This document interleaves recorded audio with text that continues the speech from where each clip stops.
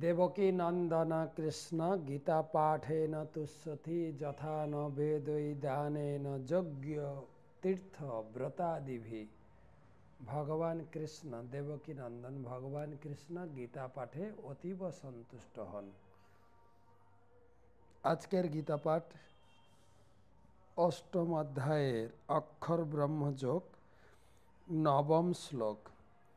कविं पुराणम अनुशासित सारम अनर अनियम अनुस्मरेत ज सर्वस्व धातारम अचिंत रूपम आदित्य वर्णम तमस परस्तात्। कविं पुराणम अनुशासित तारम अनर अनियम अनुस्मरेत ज सर्वस्व धातारम अचिंत रूपम आदित्य वर्णम तमस परस्तात्।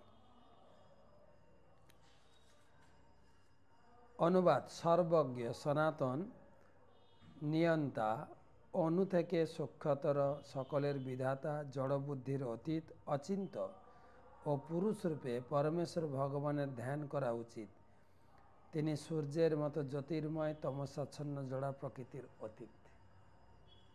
एर आगेर श्लोके आलोचना करा हयेछे आमादेर अभ्यास करते हबे कृष्ण चेतना, ताहले आमादेर जीवनेर शेषे आमरा सफलता अर्जन करते पारबो।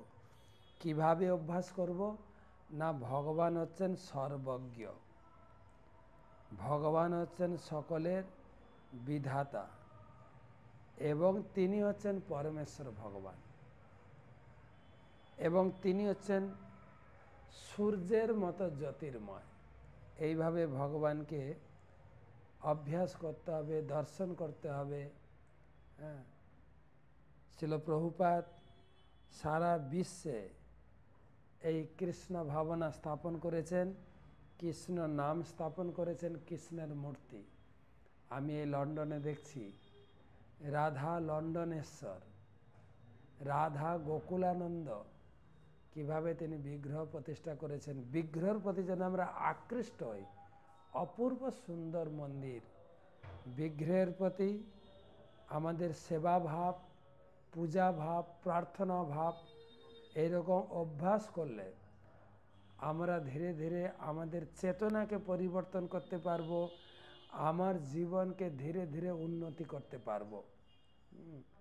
শ্রী শ্রী রাধা গোকুলানন্দ, শ্রী শ্রী রাধা মাধব, শ্রী শ্রী রাধা মদন মোহন ভগবানের চরণাবিন্দে শরণাপন্ন হয়ে তার রূপের প্রতি আকৃষ্ট হতে হবে। তাহলে ধীরে ধীরে আমরা নিজের জীবনকে উন্নত পর্যায়ে নিয়ে যেতে পারবো।